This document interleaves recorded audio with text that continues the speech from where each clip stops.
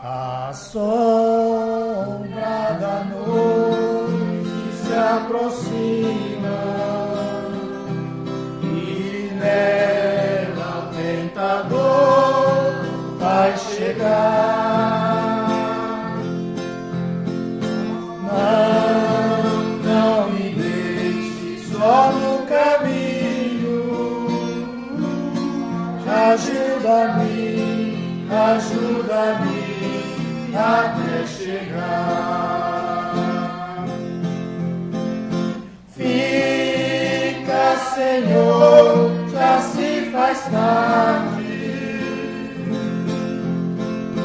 Tens meu coração a pousar. Faz em mim morada permanente. Fica, Senhor, meu Salvador. A sombra da noite se aproxima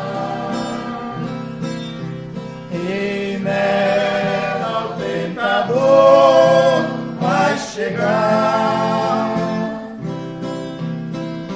Não me deixe só no caminho. Ajuda-me, ajuda-me até chegar.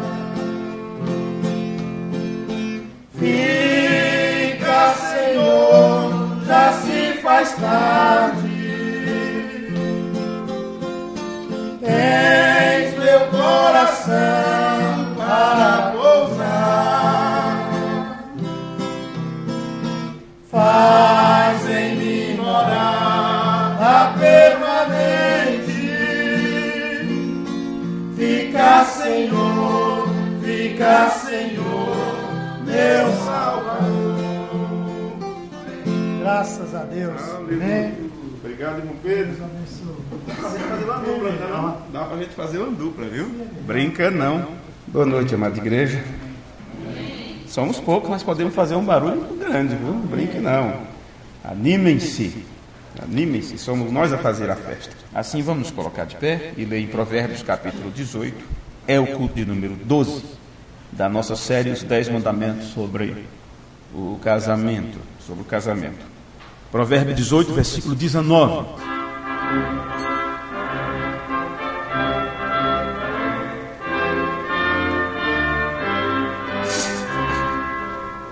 O irmão ofendido é mais difícil de conquistar do que uma cidade forte, e as contendas são como os ferrolhos de um palácio. Oremos. Pai, está registrado nas Escrituras que o Senhor é quem quebra os ferrolhos de ferro. É o Senhor quem abre todas as portas. É o Senhor quem derruba as muralhas. E é o Senhor também que constrói muros ao nosso redor para nos proteger dos nossos adversários. Necessitamos, mais que nunca, de um campo de força ao nosso redor, para que as setas do inimigo, do adversário, não cheguem a nos atingir. Então, que o capacete da salvação, e o escudo da fé, e a couraça da justiça, e toda a armadura, que somente o Senhor pode dar a teus soldados, a esses batalhadores, a esses lutadores da fé, que isto possa vir do Senhor para nós, e nos revestir de uma forma completa, para que não haja nenhuma brecha em nós onde o adversário possa atingir. Sabemos que os homens, os lutadores do passado, eles eram guardados por seus elmos e capacetes e tudo. No entanto, Davi encontrou a brecha necessária na testa do Golias para atingir com a pedrada. Que o inimigo não encontre isto em nós, mas que diante da força, tu, através da tua igreja, possamos com facilidade derrotar o nosso adversário. Ajuda-nos mais uma vez, Senhor, e que a administração da tua palavra traga para nós alegria, gozo, paz, tranquilidade, que possamos estar nesta torre forte do Senhor. Torre forte é o nome do Deus de Israel.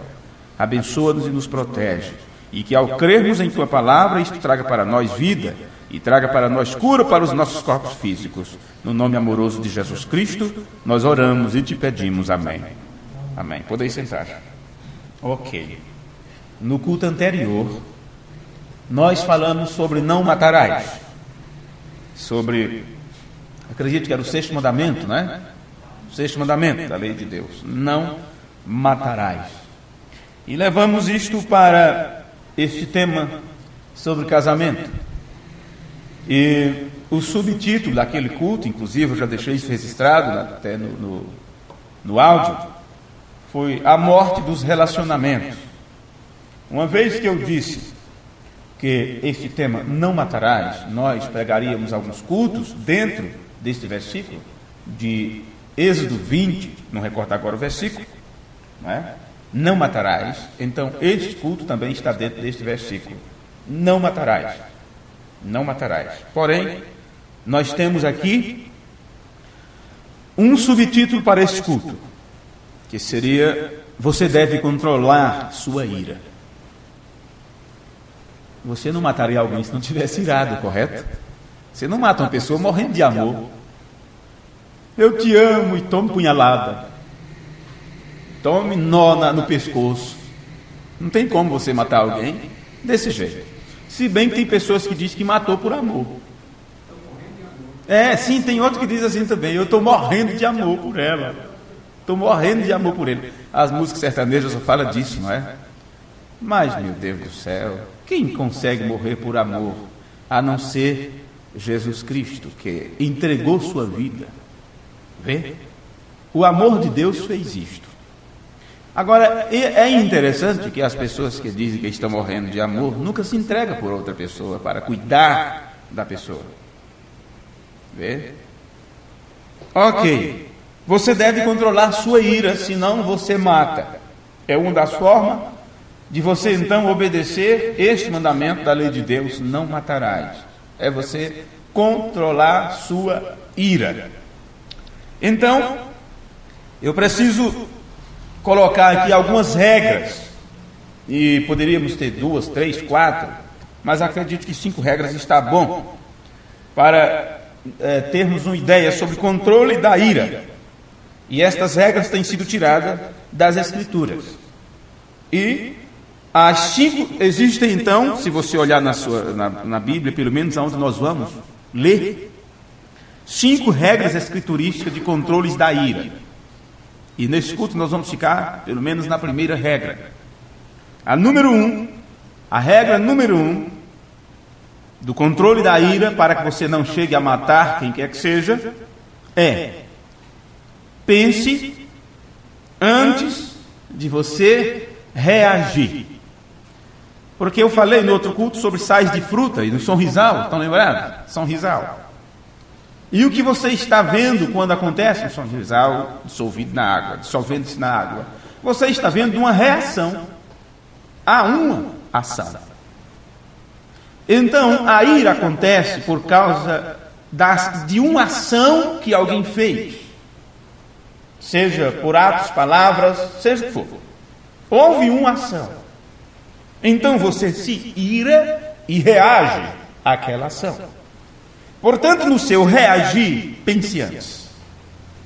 Nós falamos aqui sobre 3 coisas em reuniões passadas, em palestras passadas, onde falamos sobre a necessidade de alcançarmos um equilíbrio nesse processo de nos tornarmos uma pessoa responsável, que era alinhar as 3 coisas: sentir, pensar e agir. Acredito que vocês estão lembrados disso, que eu até anotei no quadro isto: sentir, pensar e agir. E tem pessoas que dizem: olha, eu não pensei direito. Quer dizer, quando eu percebi, já tinha feito besteira, não é? Sentir, pensar e agir. Você sentiu? Então, antes de agir, pense, mas pense muito. E estamos voltando a falar nisso de novo, por outro foco, como uma regra número 1 para o controle da ira: pense antes de você reagir. Poderíamos, com isto, entrar em vários pontos no nosso dia a dia, no trabalho, em tudo. Foi assim que eu perdi, junto com os companheiros que trabalhavam comigo, nós perdemos, então, um trabalho de quase 2.000 metros de colocação de mármore. Era mais ou menos isso, quase isso. no Hospital Alberto Einstein, ali em São Paulo. Não é? Eu que fiz o mostruário inicial, fui lá fazer o mostruário. No tempo eu tinha muita paciência com serviço ruim e difícil, então eu era chamado para isso. Também eu trabalhava arranhando com as unhas, olhando as coisas e tudo mais. Os outros trabalhadores diziam, eu não consigo trabalhar perto dele não, porque trabalhar perto dele meu serviço ficar condenado. Porque realmente eu procurava caprichar na coisa, né? Caprichava. Só irmão Antônio que ganhou disso. Ok. Esse primeiro dia de trabalho do irmão Antônio foi comigo, né? Bem no início, quando ele mudou de profissão e fui trabalhar com o Mar, no primeiro dia foi onde eu estava, na obra que eu estava. Ok. Mas me levaram para fazer esse mostruário lá no Hospital Alberto Einstein, eu fui. Era uma parede toda de um elevador social muito grande para revestir todo de mármore. E eu trabalhei no capricho mesmo. Ok. A empresa ganhou a concorrência dos outros mostruários inteiros, e 2.000 e tantos metros estava lá à disposição. E depois de já, com a equipe, 4, 5, 6 pessoas trabalhando, um dia eu fiquei revoltado com um camarada que veio, e ele me tirou mesmo a terreiro. Me tirou a terreiro. Eu tinha colocado apenas 3 peças assim, 3 placas, cada uma de 70 centímetros, não é? E naquele local ia ter uma grade. O mestre chegou e disse, o encarregado, não era mestre, aquele se faz entendido, e disse, retire isso aqui, que aqui vai uma grade. Eu digo, ok, eu vou retirar, mas primeiro o meu encarregado tem que ver, caso contrário eu vou perder o serviço que eu fiz. Então quando ele chegar, ele mede para mim, aí sim, aí eu posso tirar. Se eu tirar agora, eu vou perder o serviço que eu fiz. Ele disse, não, mas tem que tirar agora. E esse tira e não tira, eu digo, então eu vou te mostrar como é que tira. E nem pensei mais coisa nenhuma. A marreta que eu tinha era um cabo muito grande, feito por Zequinha. Mas foi pedra para todo lado. Eu digo, é assim que eu vou tirar para você agora. E tome marreta naquelas pedras. Ficou um farelo. E correu o mestre, correu todo mundo, teve que ver, foi segurança. Encheu de segurança com rádio, com tudo quanto é de coisa. Parou todo mundo, recolheu todo mundo. Porque quem ia ficar com os homens perigosos desses? Não é? E eu disse, eu vou quebrar a pedra para não quebrar a sua cabeça. Você sabe o que é isso? Isso é não pensar. Não pensar. Se tivesse chamado os companheiros e tal, teria tirado as pedras e tal. Quando o encarregado chegasse, contava, talvez ele até ressarcisse tudo aquilo. E sem problema. Mas não, eu quis mostrar para ele que eu estava certo e ele errado. Na verdade, eu estava certo. Mas ele achava que estava certo. Porque ele queria mostrar serviço para o encarregado dele. Deu ordem e eu obedeci. Mas eu também tive encarregado. Controle da ira. Se você não controlar, você faz coisas ruins. Eu poderia ter machucado aquele homem. Na situação que eu estava, eu poderia ter machucado. Tanto que ele me apurrinhou. Não sei nem que nome é esse. Mas sei que é coisa ruim. É coisa ruim. Então pense antes de agir. É assim que acontece dentro de um lar. É assim que acontece no casamento. Quando você menos espera, você quebrou os pratos, você quebrou as coisas, você quebrou a cara um do outro. Vê? Você quebrou aquele relacionamento, você trocou palavras duras, complicadas e difíceis. Porque você agiu no momento da ira, você reagiu a uma ação que te atingiu. Não importa se a outra pessoa está certa ou errada. Mas o que vai causar o problema é a sua reação, e não a ação da pessoa em si. Porque a ação já é para que você reaja. E aí, se você reagir sem pensar, você terá problemas. Com isso, simplesmente nos retiramos, não é? A empresa teve que levar outras pessoas e nós perdemos aquele trabalho de 2 meses de serviço, um bom dinheiro e tudo, porque eu não pensei mais um pouco, eu simplesmente reagi àquela ação. Regra número 1 para o controle de ira: pense antes de você agir. Agora veja, estou falando em coisas naturais, mas vamos levar isso para o nosso lado. O lado espiritual que nos importa. Veja o que você acabou de ler no livro de Provérbios. O irmão ofendido é mais difícil de conquistar do que uma cidade forte. Nós temos irmãos ofendidos entre nós, né? No nosso meio, vamos dizer assim, no nosso grupo, que sempre estão reunindo-se.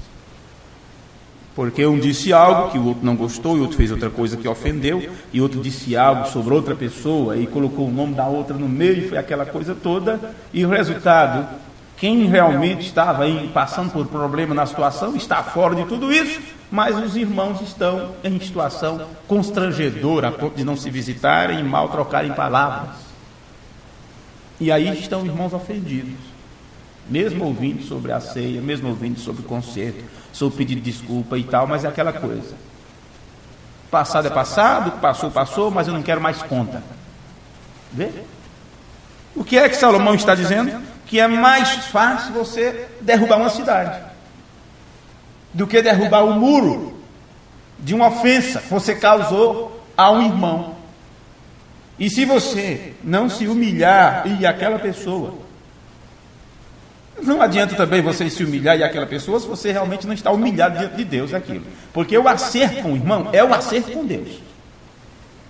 Não adianta você dizer, não, Deus, contigo está tudo bem, viu? Eu não tenho nada contra o Senhor, como se adiantasse alguma coisa contra Deus. Né? O problema é com o irmão, o problema é com a irmã, realmente eu não confio mais nele, não confio mais nela.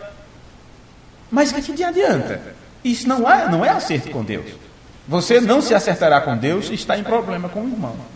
Enquanto você realmente não se humilhar, dizer, Senhor, eu me arrependo disso, isso não é coisa para um filho de Deus, então eu vou lá e me acerto com ele ou com ela. E ir lá e realmente se acertar e provar que está realmente com boas intenções naquele acerto. Meu filho, enquanto você não fizer isso, a Bíblia diz que suas orações não serão ouvidas por coisas menores que essa.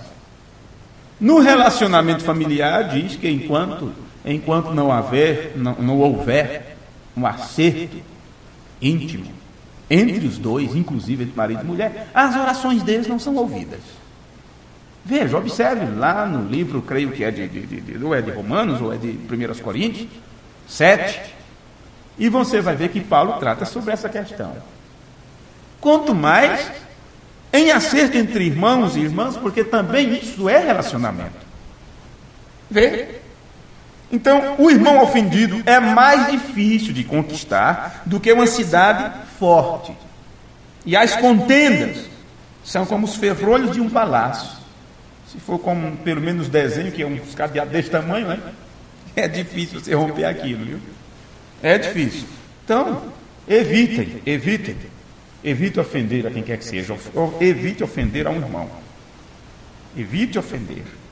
Qualquer coisa que você vê que vai causar ofensa, é melhor se humilhar e procurar acertar aquilo antes que aquilo se torne uma coisa pior. E se você não conseguir viver em harmonia com seus irmãos aqui deste lado, não tenha esperança, nem sonhe em participar de uma vida eterna futura. Estamos aqui para um teste. Se não passarmos no teste aqui, não estaremos lá aprovados. Isso é fato. Ok, agora vamos ler mais um pouco na Bíblia. Vamos ler em Lucas capítulo 14, versículo 27. Versículo 27.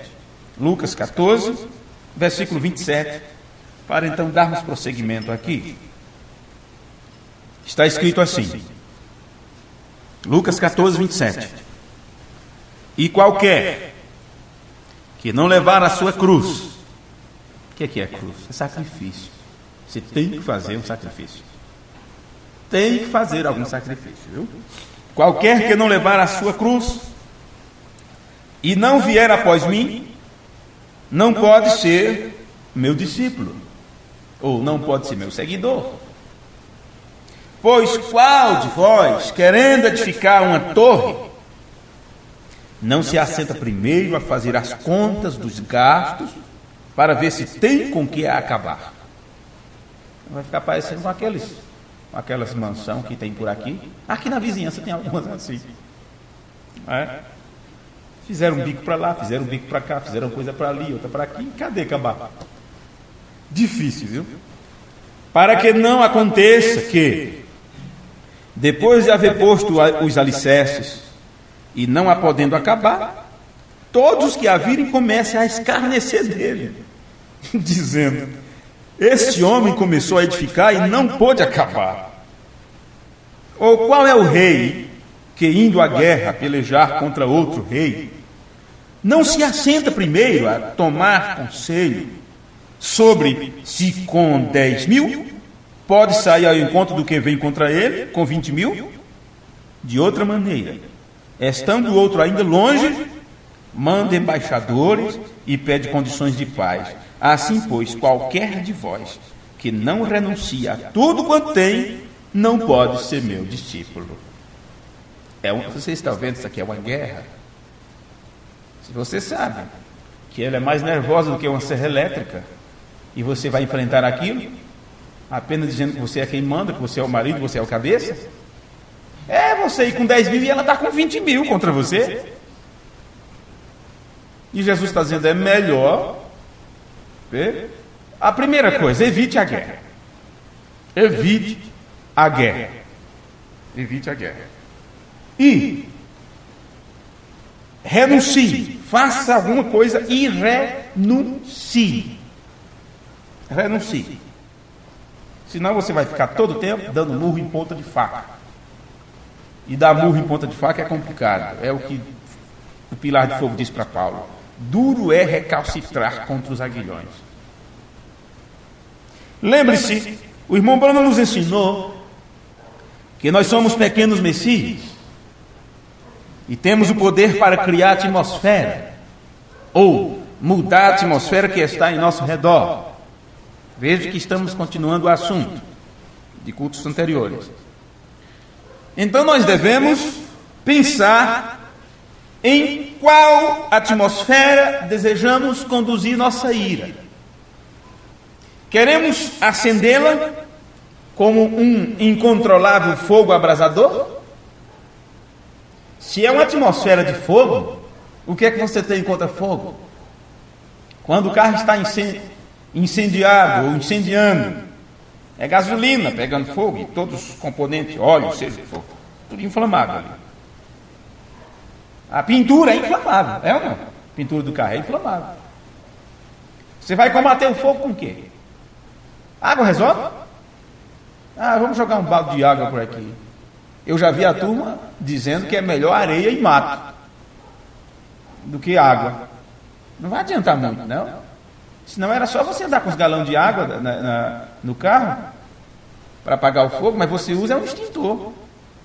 E isso nem sempre é difícil demais isso valer, viu?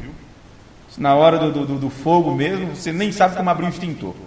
Para começar, quantos motoristas já fizeram uso de um extintor de incêndio? Está lá, no prazo da validade. Eu nunca usei na minha vida, porque graças a Deus nunca incendiou. Né? Só na hora de um desastre desse é que você vai correr atrás e até lembrar onde ele está, meu amigo. Já foi. Primeiro você não quer entrar nem dentro do carro mais com medo de explodir. E até tirar aquela geringonça daqueles negócios ali já era. Viu? Como é que você vai combater o fogo? De dentro de casa, dentro do seu lar. E se o extintor tiver vencido, pior ainda. Você procura e não sai nada. As palavras que você tem não apaziguam. A solução que você apresenta só piora a situação. Só vem mais reclamações. E quer saber? No último culto eu falei sobre a entrevista, não foi? Hoje veio a notícia, a dona daquela entrevista realmente fez o que estava fatal ser feito. Conheceu outro, além de seu marido. Como apagar esse fogo? Temos solução para isso? Perguntaram para mim o que fazer. Eu disse, infelizmente, em algumas situações apenas temos que cruzar os braços e ver mais um entrando para as estatísticas. Só isso. Em qual atmosfera? Vamos voltar para o nosso tema, porque aqui já foi culto passado. É só para quem vai começar o aprendizado lá de trás. Nós já estamos na frente disso. Se somos criadores de atmosfera, pequenos messias, então devemos pensar em qual atmosfera devemos conduzir nossa ira. Vamos acender mais? Botar mais fogo? Em um lugar que está incontrolável, fogo abrasador? Ou queremos um fogo levemente baixo, reprimir o ambiente quente e inconfortável em volta de nós? Começar a ligar, ao invés de acender mais a lareira, ligar um ar-condicionado. Vamos ver aqui como o irmão Branham explicou alguma coisa parecida sobre isso. No sermão, explicando a cura de Jairo, parágrafo 35 ao 42. Sim, vamos ler um bocado de parágrafo agora. eu quero perguntar algo a você. Você me ama? Olha a pergunta do irmão Branco. Você me ama? Eu darei a você algo pequeno. Viu? Então é pequeno, não é muita coisa não. Preste atenção porque é uma coisa pequena. Quer dizer, é simples. Nunca tenho dito isto a uma audiência. No caso, era a primeira vez que ele estava falando isto. O que você acha de um companheiro que certa vez estava patrulhando ou caminhando através de um campo e um horrível grande touro foi até ele, muito perigoso? O companheiro nunca o avistou até que ele estivesse direto nele. E o touro jogou seus chifres no chão, grandes e enormes. Quem já viu um boi começar a bufar desse jeito? Você vai se aproximando e ele começa a pata no chão, ó, ciscando. Complicado um boi ciscar como galinha, né? Eu não sei como é o nome daquilo. Eu sei que ele bota a pata no chão, joga a terra lá para trás e toma o chifre no chão. Não encosta não, que o bicho é feio. Ok. Ele jogou seus chifres no chão, grandes e enormes chifres. E aí ele correu direto para um grande, quer dizer, reticência, no caso era um grande impacto, né? E ele chegou bem perto. E o homem, era um homem com o Espírito Santo. E então ele soube que não havia árvore para correr. Não havia cerca para ir. O que você poderia fazer? Mas de repente, simplesmente algo aconteceu. Ele disse, é interessante, na primeira vez que o Mombran está contando isso na audiência, ele não disse que é ele, não é?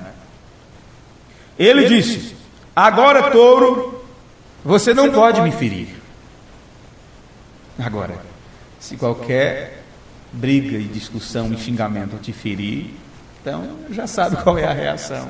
A reação é de um ferido, né? Quer revidar para não morrer e diz, olha, foi autodefesa. Eu matei, viu, doutor? Viu, doutor delegado? Eu matei, mas eu estava me defendendo. É assim? É assim que a gente faz. Eu peguei pelos cabelos, bati a cabeça para lá e para cá, mas eu estava defendendo minha honra, porque quer saber o tipo de palavrão que ela me chamou? É assim a reação. A ação. É assim que nós agimos. Vê? É isso. Agora, touro, você não pode me ferir. Eu deveria ter pego uma lista para vocês. Eu deveria ter pego uma lista. Me passaram uma lista hoje do porquê de tantas reclamações e como é que tem tanta reclamação dentro dos lares. Eu achei aquilo muito interessante. Justamente sobre reclamação de mulher para marido. Diz, se ele chega cedo em casa, tá marcando. Está me marcando para ver se eu estou em casa. Se chega atrasado, está saindo com outra. Se não me elogia, se não dá nenhum elogio, não me ama mais. Se fica me elogiando, está querendo me agradar, essa alma quer reza. E você não sabe para onde ir. Me passaram uma lista de uns 10 itens. E eu achei incrível como aquilo é verdadeiro, como aquilo é verdade.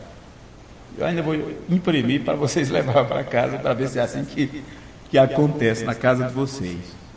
Mas você quer saber, olha, ele disse, esse homem cheio do Espírito Santo, disse para o autor, você não pode me ferir. Sabe o que é isso? É pensar antes de agir. Se você deixar aquilo te ferir, a mágoa te ferir, você é uma pessoa ferida e aquela ferida pode sarar ou não. Às vezes você pensa que está sarando até supurando por dentro. Misericórdia. Está bonitinho por fora, mas dentro começa a inchar de dentro para fora. Quando aquilo explode, é complicado. Olha, recuperar de uma operação, de uns pontos rompidos, é pior do que a operação em si. Eu sei o que é isso. Eu sofri muito mais quando os pontos se romperam, de uma operação que eu tive, do que da operação em si. Foi difícil aquilo. Ainda mais a pole pequenininha só queria ficar pulando em cima da minha barriga. Ok. Touro, você não pode me ferir, porque eu sou um servo de Deus. Vê? Deus fez você.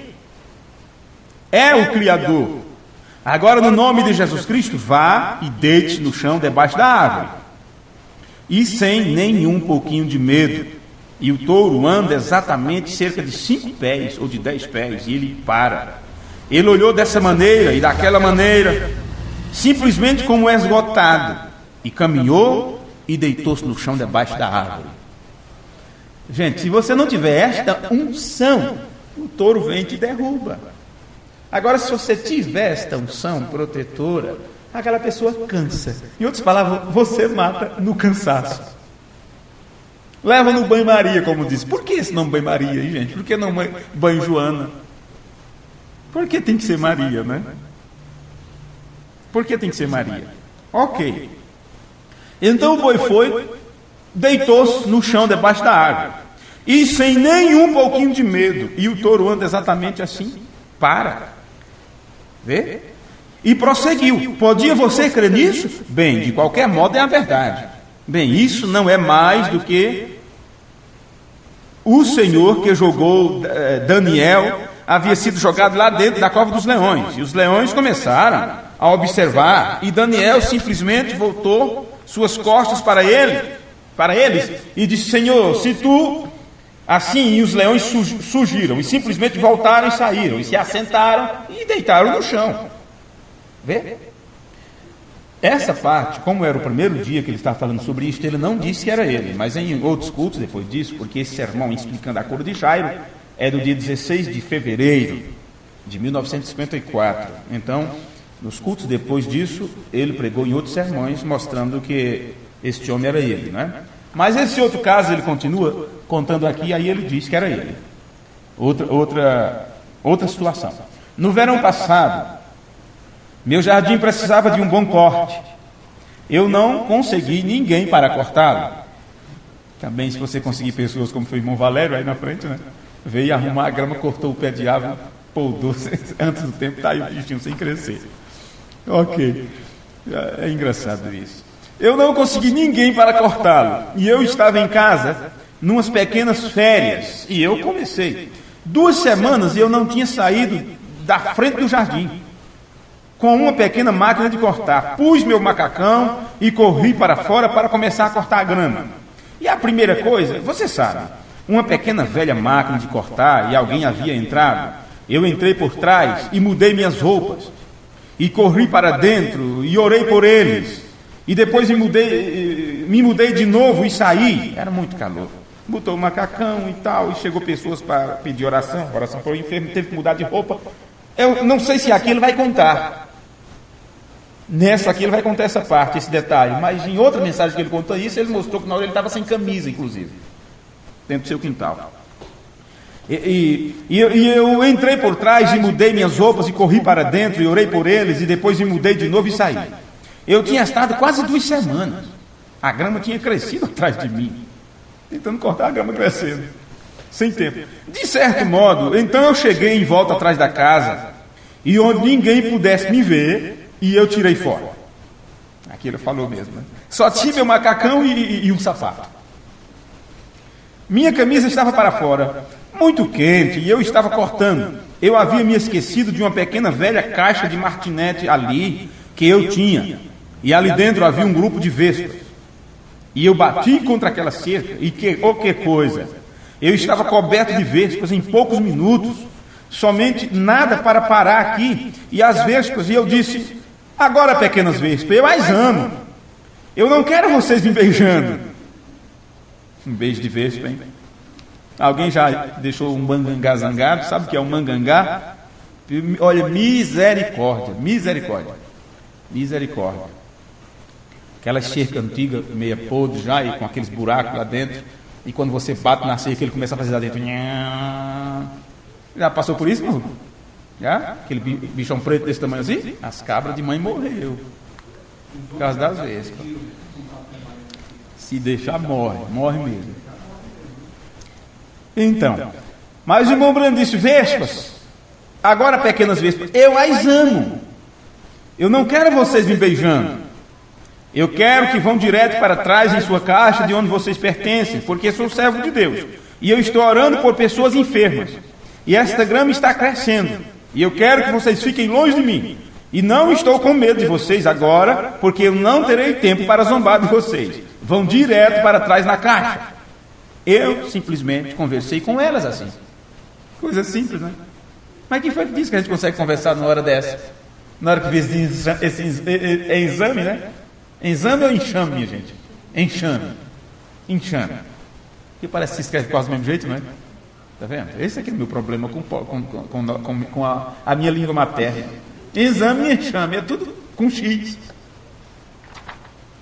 Aquela coisa, porque táxi é táxi, lixo não é lixo, né?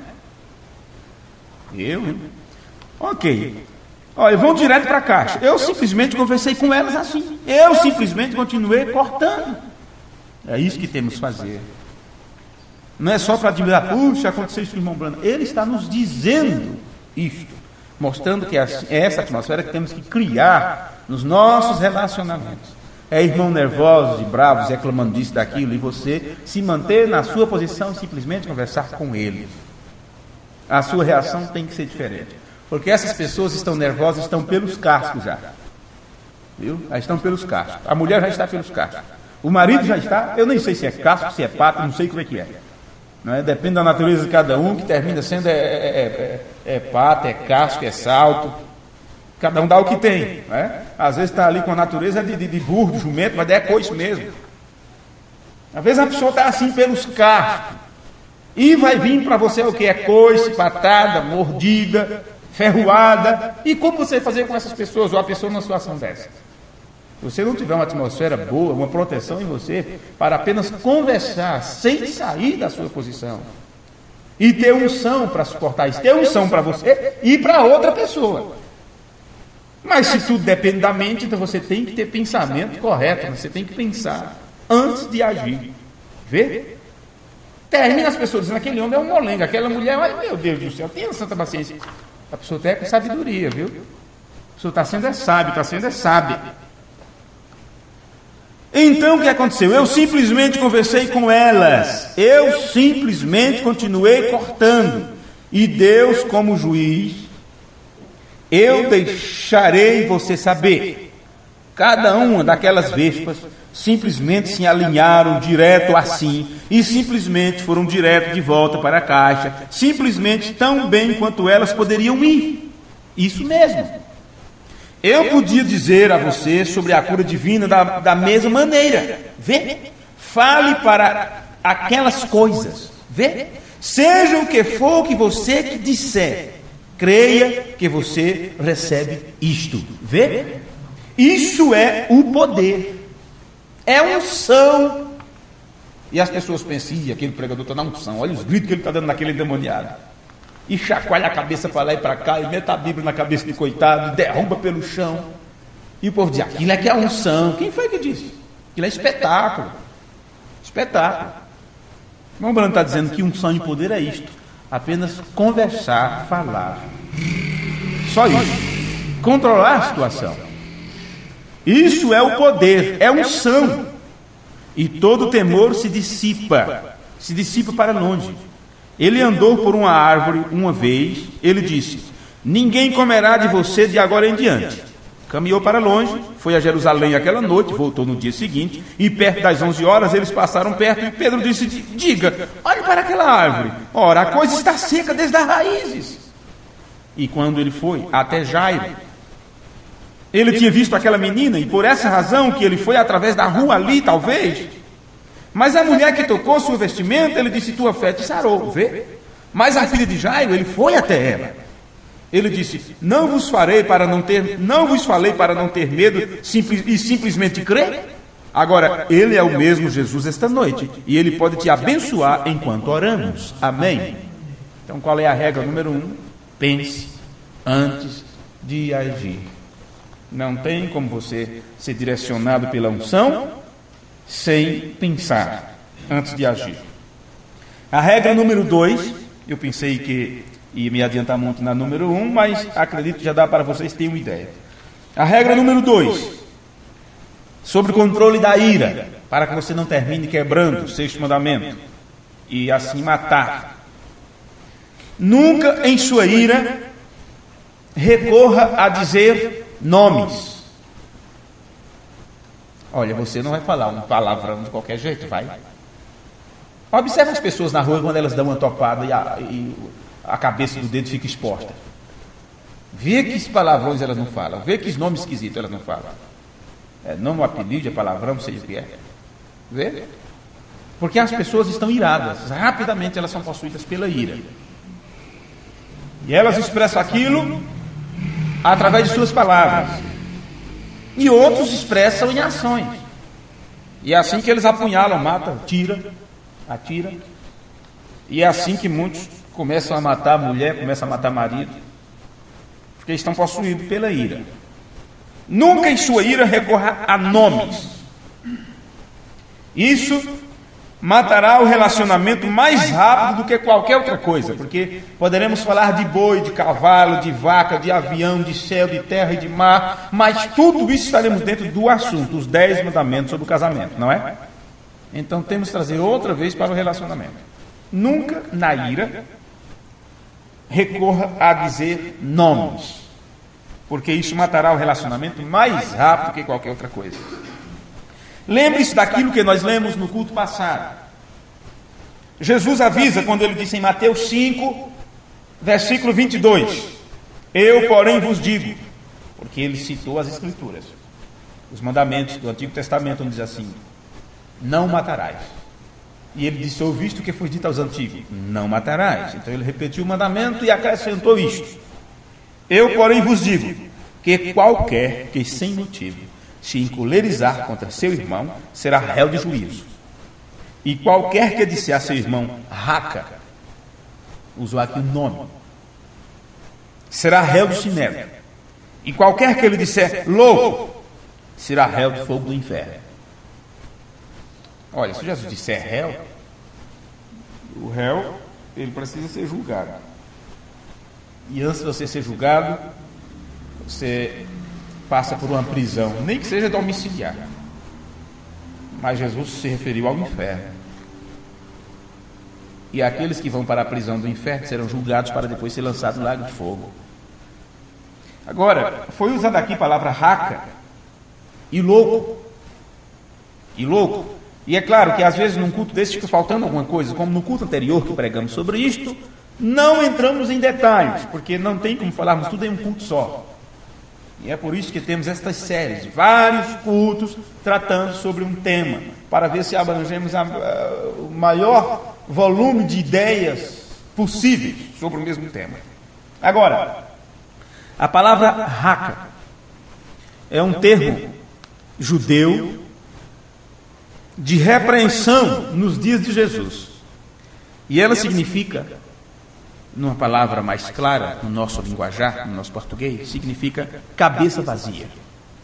Cabeça de vento, cabeça de minhoca, cabeça de camarão, cabeça de estrume, cabeça de esterco. Raca era um termo judeu de repreensão naqueles dias, no dia que Jesus estava na terra, e ela significa cabeça vazia. Em outras palavras, seus miolos, ou tu não tem juízo, tu não tem miolos, tu não tem cabeça. Bem, no inglês do século XX, ou no nosso português do nosso século, é a mesma coisa que dizer assim, seu idiota. Falando isto, você entende. Você diz, escuta, mas às vezes nós brincamos. Mas o que é que estamos falando aqui? Deixa eu até anotar para mim não esquecer. Regra número 2 do controle da ira. Então aqui nós não estamos falando de qualquer coisa, estamos pensando em situações de ira. Quando você é provocado e você vai revidar, vai reagir a uma ação. Então eu disse, nunca em sua ira recorra a dizer nomes. Nomes. Porque assim até as meninas minhas vão dizer, escuta, o senhor de vez em quando fala aí umas coisas com a gente, quando estamos brincando. Ora, mais irado, você nem sequer deve bater em seu filho irado, com ira. Porque aí não é correção, é vingança. E outros termos mais perigosos que esse ainda. Billy Paul estava conversando com seu pai, uma conversa séria, acho que o irmão Bruno, não sei se estava lavando o carro, eles conversando, o menino fazendo barulho, correndo ao redor e tal. E ele brigou e o menino não parou, ele foi, pegou o moleque, deu umas lapadas boas. O irmão Bruno ficou quieto. Quando terminou para lá, a irmã Brana chamou ele e disse, você não deveria ter feito aquilo. Aí, papai, o senhor sempre diz que tem que corrigir nossos filhos? Então, o filho que mostrar ao pai que tinha aprendido, sabe? Que é aquela coisa, eu te ensinei o quê? E agora você trata seus filhos como, fica como, no termo geral, como se fosse um banana aí diante deles e tal. O que é que ele fez? Quer dizer, um molenga, né? Vamos dizer assim. O que é que ele fez? Para mostrar que ele tinha aprendido direito, estava tomando conta de sua família, ele pegou o menino e deu umas lapadas boas ali na frente do irmão Brando. Mas papai, o senhor disse que temos que corrigir a criança.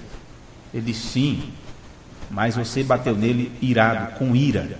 E o anjo daquela criança não gostou do que você fez. Agora, o Billy Paul devia saber que estava falando com alguém que via anjos, não é? Que falava com anjos.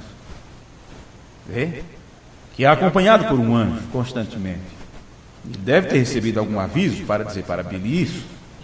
Diz, porque você bateu naquela criança com ira e ofendeu o anjo daquela criança. Eu acredito que se nós lembrássemos de muitas coisas, poderíamos ter cada lição nessa série sobre os 10 mandamentos do relacionamento, viu? Porque tudo faz parte. Então, não é correção você fazer aquilo irado. Você não está corrigindo. Você está dando um julgamento. Você está levando adiante uma vingança, um ato de vingança e não uma correção.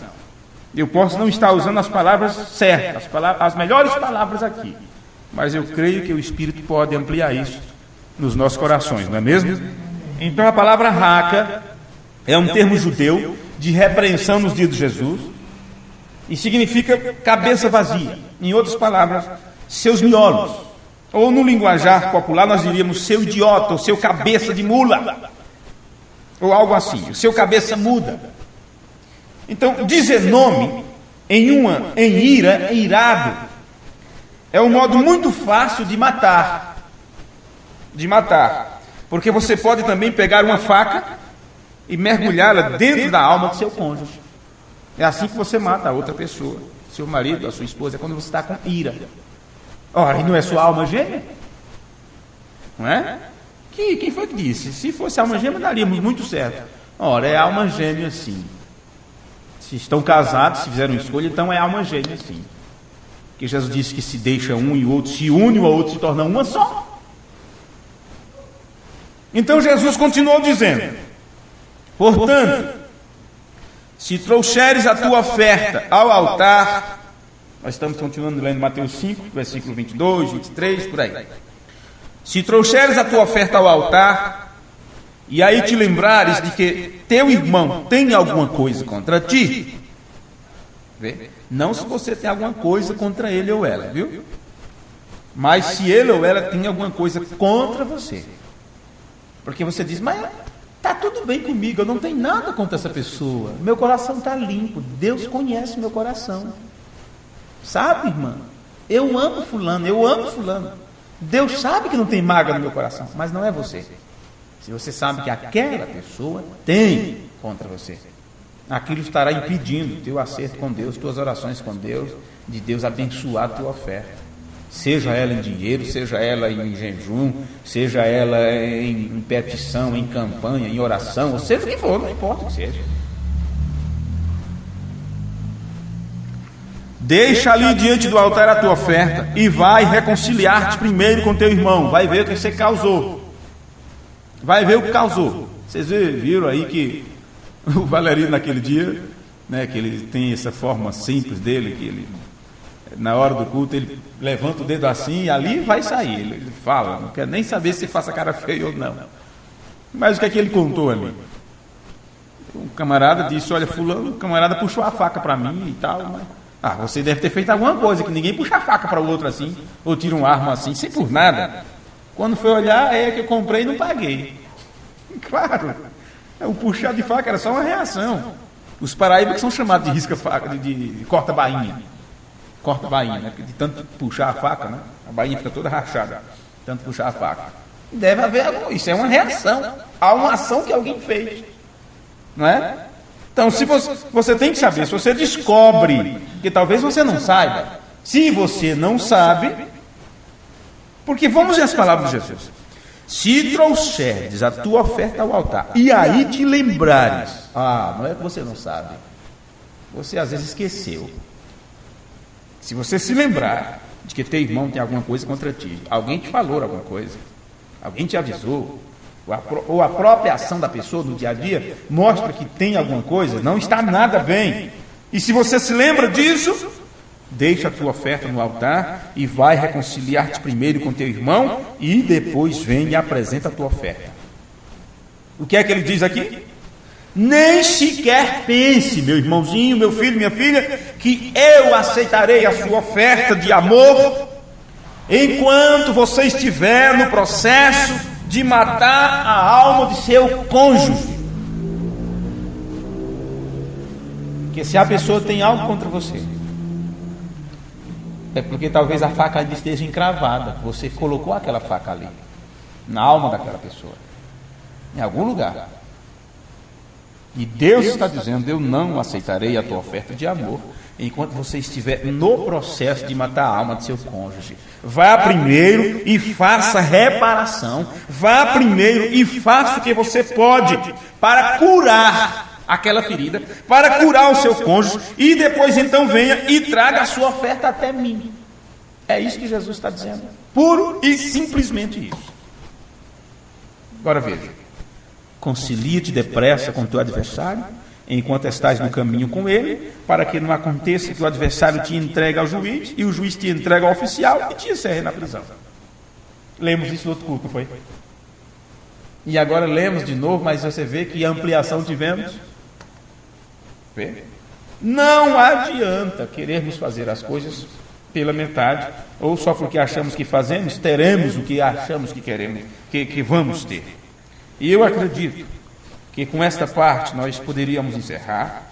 Para a próxima regra nós deixar para o outro culto, já que temos citações, temos uns 4 ou 5 versículos da Bíblia, e fazer isto hoje apenas nos faria ultrapassar o tempo, e já estamos com 50 minutos. Eu creio que está bom por hoje. Vamos nos colocar de pé então.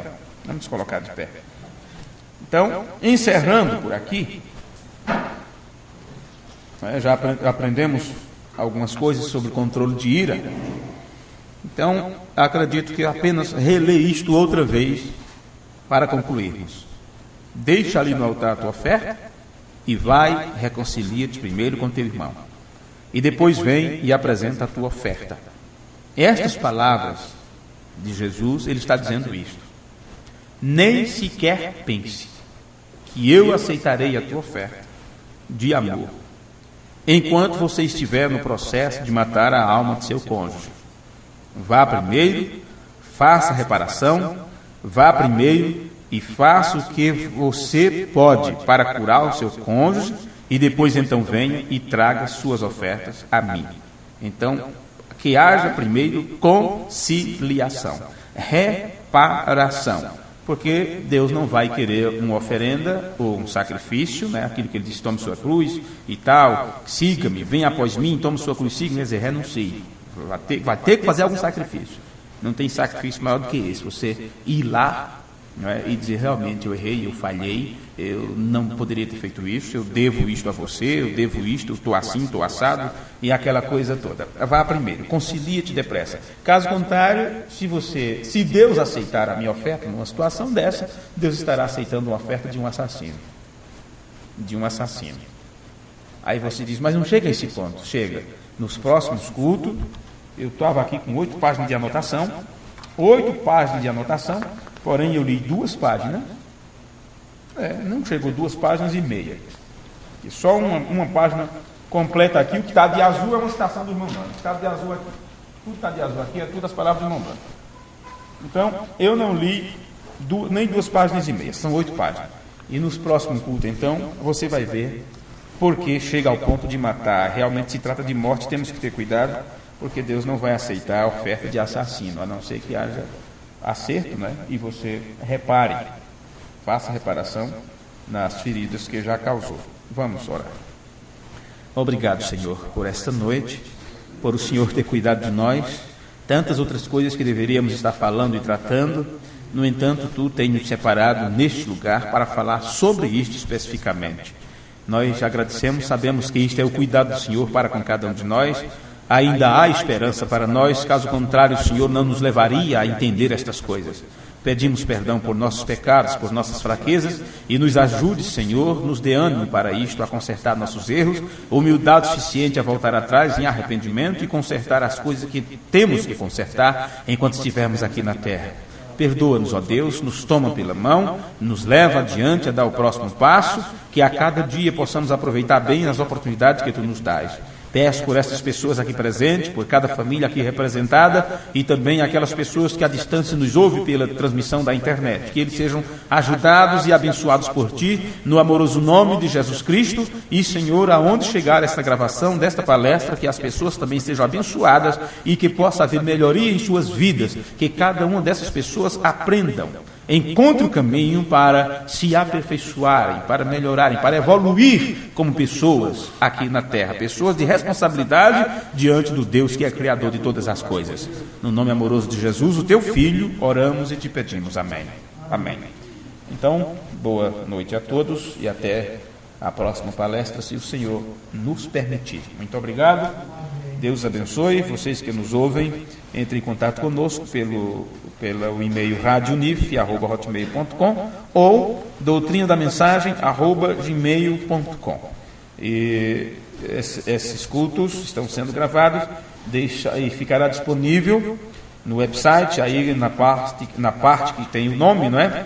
O nome aí do lado, o link está lá, os 10 mandamentos do casamento, onde você pode fazer download gratuito desses cultos em MP3 e, inclusive, ter à sua disposição os textos que eu tenho usado, não é, como rascunho para ter essas palestras. Deus os abençoe no nome de Jesus Cristo. Amém.